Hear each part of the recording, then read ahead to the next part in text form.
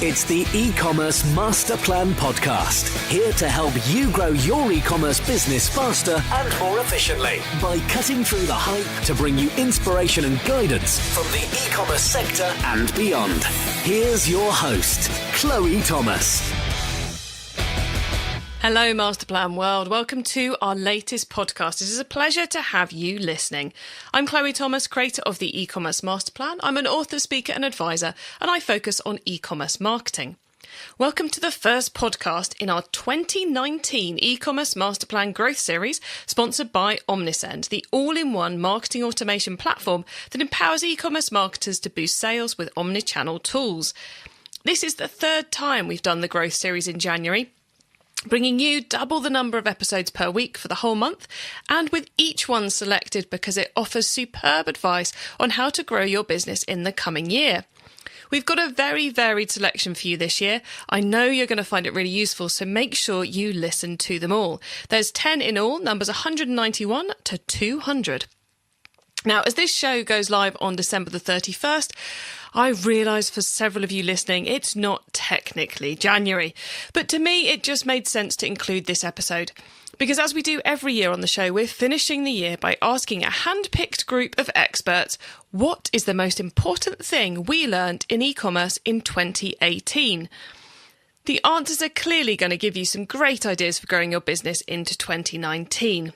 Before I introduce you to our guests, let's hear a bit about the sponsor, as without them, this series would not be possible. Omnisend, marketing automation platform tailored for e-commerce. Omnisend provides sophisticated omnichannel marketing automation tools for sales-driven marketers that have outgrown generic email marketing platforms. Engage your customers and boost your e-commerce sales with dynamic emails, text messages, Facebook Messenger, and retargeting ads on both Facebook and Google, all from one platform. Try Omnisend for free for 14 days. Just visit omnisend.com/masterplan and get started. 2018 has been a year where the e-commerce industry has continued to evolve, and there have been winners and losers to that. On both sides of the pond and beyond, we've seen the retailers who fail to adapt to changing consumer behaviour suffering huge setbacks, whilst those who embrace the new retail world thrive. On the podcast, we've heard from several companies embracing the new world order, such as Brian O'Donnell of Map Marketing, Andrew Banks and his experience at Earth Bathrooms and Matalam, David and Dan from Finley London, and Christina Smith of Keen Footwear, to name just a few. We've also heard from those making the best of a non-growth situation. We heard from Christine Nicholson on her decision to close down her e-commerce business, and Sam Taylor on running a cash cow in a declining market. You can find all of those episodes at ecommercemasterplan.com/podcast. Now, the key lesson from all of this is that you have to adapt, or as I like to put it, keep optimizing. And that's the common theme in the observations of our experts in this episode. We're going to start with Justin King from B2X Partners, a B2B e-commerce specialist. What does he think is the most important thing we learned in e-commerce in 2018? So on the B2B side, we learned something significant, and that is that Amazon is real. So, on the B2B side, we haven't believed that Amazon was real in B2B yet. I don't know how, but we haven't. And this year, Amazon went from $1 billion in 2016 to $10 billion by the end of 2018. Amazon has declared that Amazon Business is now the fourth pillar within Amazon. So you have Prime, AWS, and the marketplace is the three current pillars. And now they're adding Amazon Business as the fourth pillar. And that should scare every single B2B company out there that they've got to do something. It is real. E-commerce is real. Amazon made $10 billion because it's real. And it is the thing that every B2B company should pay attention to and now be able to react upon. If Amazon believes it's real because of the numbers and their analytics, then this e-commerce thing in the B2B world of just distribution manufacturing is something we've got to not just pay attention to, but we got to start. Who would have predicted that a B2B specialist on the show would be talking about the importance of selling on marketplaces? Isn't it crazy how fast consumer behaviour is changing, both in the B2C and the B2C space? And I should say B2C is business to consumer. That's when you're selling to consumers. And B2B is when you're selling to businesses, for those of you who aren't familiar with those two terms. Justin will be one of my guests in February, talking about his new book, Digital Branch Secrets, eCommerce Playbook for Distributors. Well worth a listen to that episode if you're selling B2B. Next up is our Expert Shows regular, Alex O'Byrne of We Make Websites, one of the UK's top Shopify Plus agencies, who are now also delivering the goods in the USA out of their New York office. I've been working solely in e-commerce now for a long time, and I think this is the first year where the offline impact to the high street is really felt, that people are shopping online more and more. It's more and more mainstream for every demographic. In the UK, spending at UK department stores has fallen for the 13th month in a row, I read today. Obviously, we know all the names that have been in the news, like New Look, House of Fraser, Marks & Spencer's, Debenhams, Coast, Select. And there's been thousands of closures on the high street. So, I mean, that's like a horrible shift going on in the economy, that it has got going to have all sorts of consequences for town centres and the sort of real world, so to speak. But I think it just really shows that people are moving online, and we're still spending the majority of our money offline, actually. So the shift that feels like it's really moving beneath our feet is really speeding up. And there's the same sort of numbers and stats in the US. So just companies filing for bankruptcy this year include Sears, Mattress Firm, Remington Outdoor, obviously Toys R Us was in there as well. So these huge names that literally you used to see on every single high street are disappearing. So what's replacing them? And I think it is these online savvy direct-to-consumer brands. If you go in a lot of these stores, the old school sort of stores, they're almost like warehouses, and you're basically just going in and picking your stuff up off the shelf.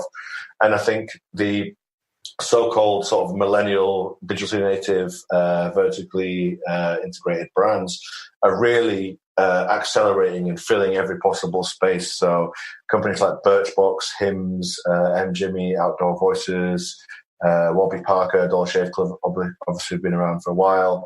Allbirds, Glossier, Reformation. These sort of brands that really speak to a new way of doing retail. And one of the strangest things this year has been seeing those brands go back onto the high streets in some places anyway. So I'm based in New York now, and you see these sort of flagship stores for Glossier and Reformation, and they're really doing retail differently. So when you're shopping at Reformation, you choose the styles you want, and then you choose the sizes on an iPad, or you tell an assistant, and then you go into the changing room and they're in there in a cupboard, and then you try them on, and then you can close the cupboard, put the different sizes that you might want to try up in the cupboard, and someone's put them in there. So this whole new approach of sort of reimagining what a store could be. And Nike have just opened up a huge store where you can pick up from the app, you can order on the app and pick it up in store. So the theme there is really that retail is still changing massively.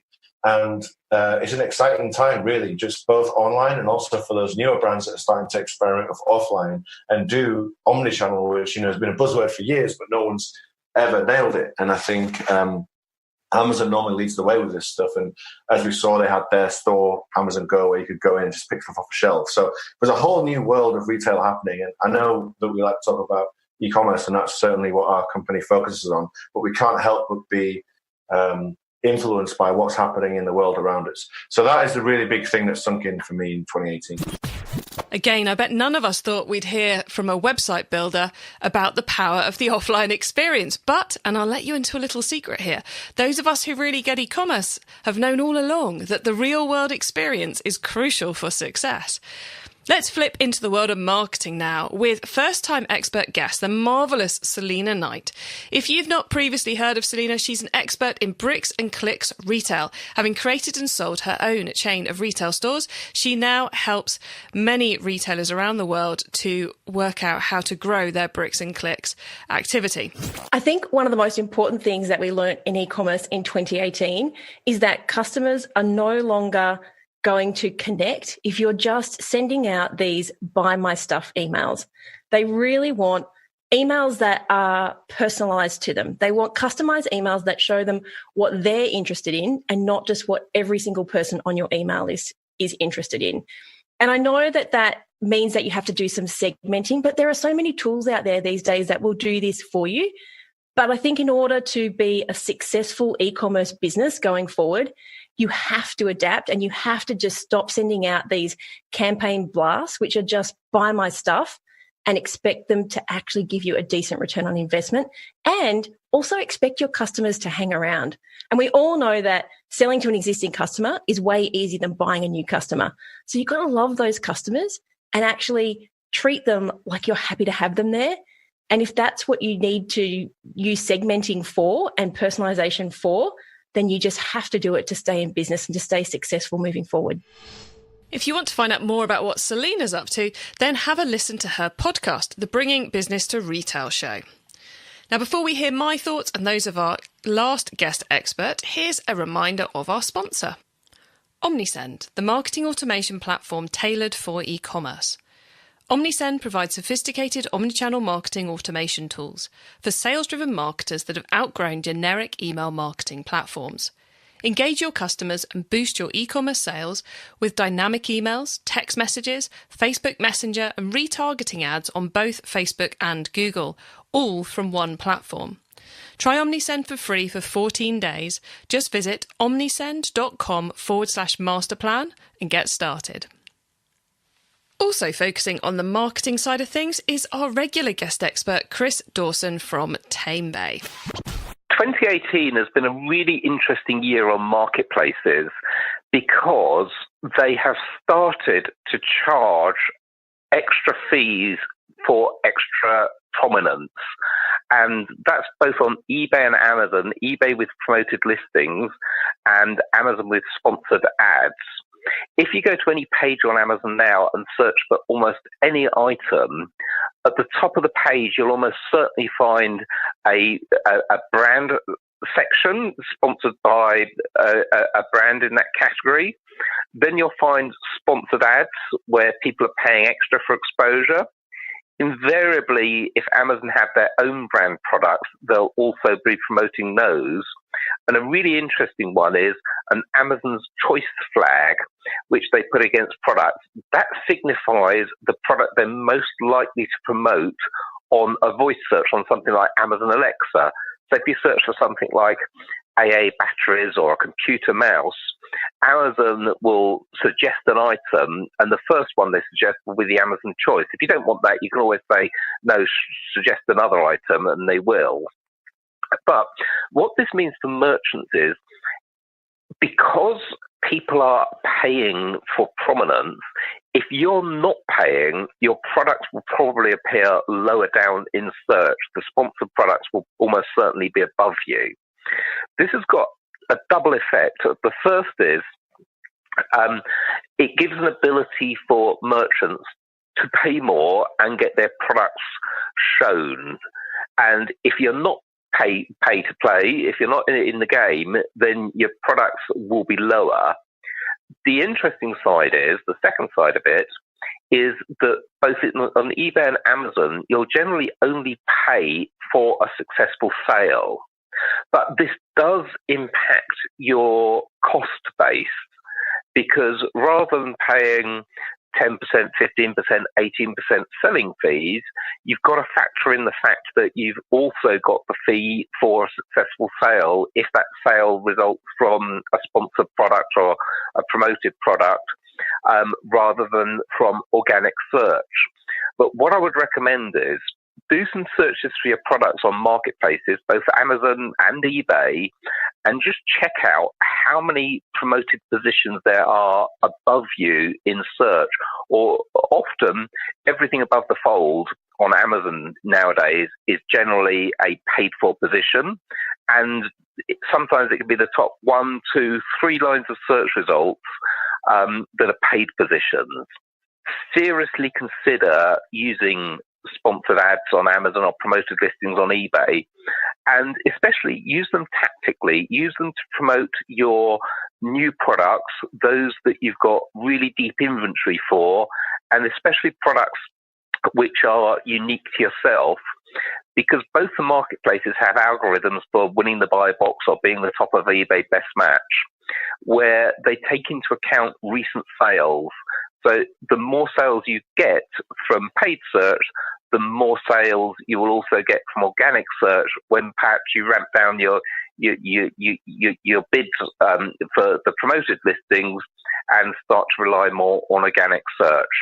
But have a look at Amazon. They are now, from their advertising, making somewhere in the region of $2.5 billion a quarter from advertising, and much of that is coming from merchants or brands and retailers paying for position, and that's grown from practically nothing over a couple of years.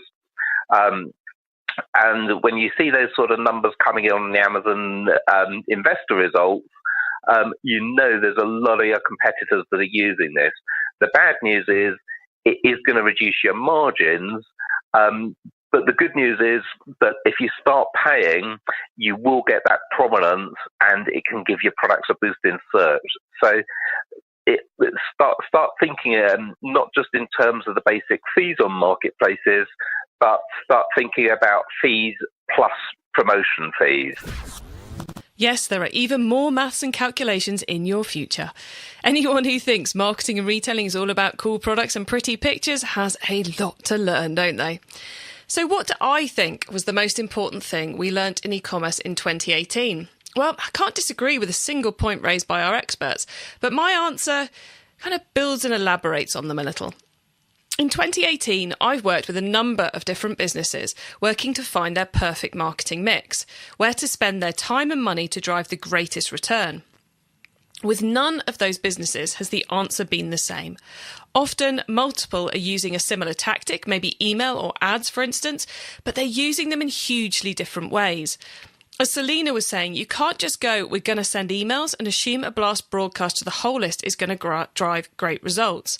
I've worked with a business this year where emailing the whole list costs more than they get back in sales, let alone profit. So it's not even about segmenting to get the right message to the right people. It's about working out who it's worth sending to in the first place. I've worked with those who are creating a welcome campaign, and once we've done it, it's been like finding a magic pot of gold that just keeps filling up week in, week out. And others where the impact of the welcome campaign, we know the customers like it, but it's very hard to calculate the financial return.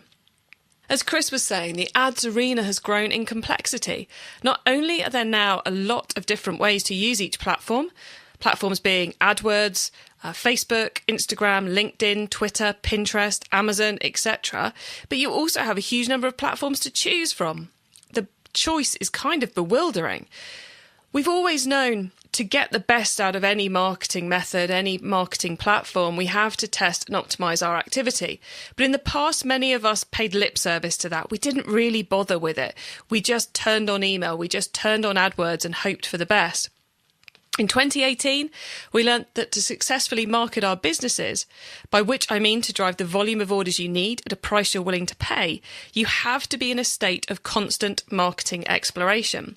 What's working? Why is it working? Can we get more of it? What else should we be testing? And the answer to those questions certainly aren't email, Google ads, Facebook ads. They're offers in the welcome campaign, Google remarketing image ads to those who've looked at a specific category in the last 5 days, Google shopping campaigns for products that cost over £5, or double-dip Facebook ads to drive to content, then drive to purchase. We have to get more nitty-gritty with our marketing methods. We can't write one channel off simply because the one thing we've tried isn't working. There's so much more depth to the channels than that. Which I guess all means you've got to keep optimizing, but also to optimize more deeply.